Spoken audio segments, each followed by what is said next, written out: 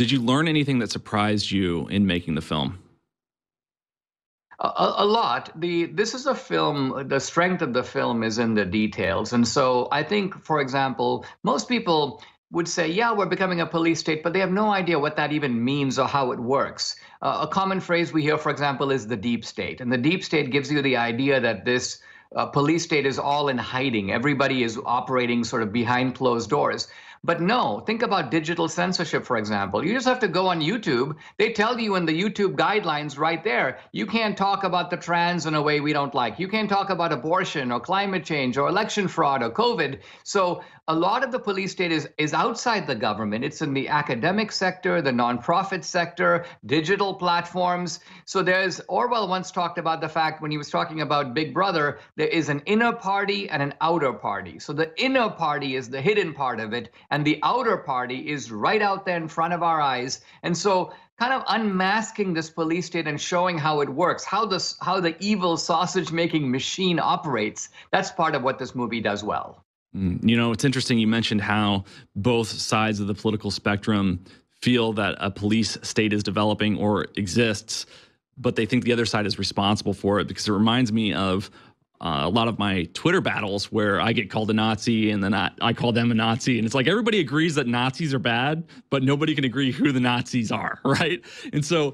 Right. And everyone agrees that there's sort of an element of Nazism that is coming into American politics. It's just that we disagree about the location of it. So I think, I try to frame it, how do we resolve a question like this? The left says we're the Nazis, we say they're the Nazis. How do we decide? Well, we have to answer that question by A, defining what a police state is. What are the defining ingredients of a police state? So for example, let's take the liberties in the Bill of Rights, right? We have a right to free speech, we have a right to conscience, we have a right to assembly, a right to petition the government for redress, right to equal justice and equal rights under the law.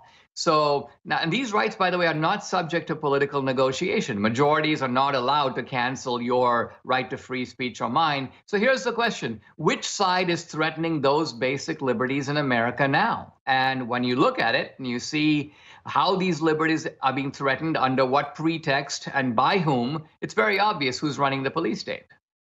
Did you encounter in the process of making this film any sort of leftist philosophy that actually advocated a police state?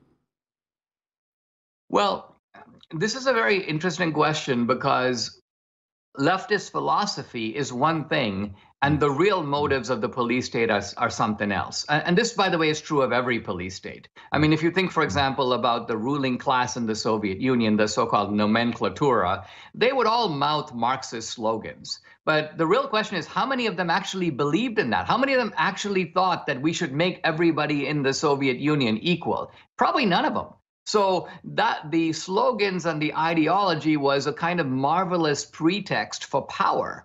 And this is a theme that a lot of people who have written about police states have explored. I mean, Václav Havel, the great Czech dissident, talks about, a greengrocer in Poland or the Czech or the old Czechoslovakia displaying a sign in his store, "Workers of the world unite." And Havel goes, he doesn't believe that. Nobody who comes into the store believes it. So why does he put it up? And then he has a marvelous essay on the psychology that causes somebody to want to put up a slogan like that in a store. And the real reason he's doing it is not because he believes in the working class uniting. It's basically a signal to the regime that I am a coward, I am a conformist, I am a sheep, I will do what you tell me to. And so that is the true meaning. Now, the guy can't say that. He can't say I'm a coward, I'm a sheep, because that would insult his own pride. It would make him feel really bad about himself. So he pretends to put up an ideological slogan that gives him the consolation that he's somehow believing in something lofty, even though he's essentially a low craven worm.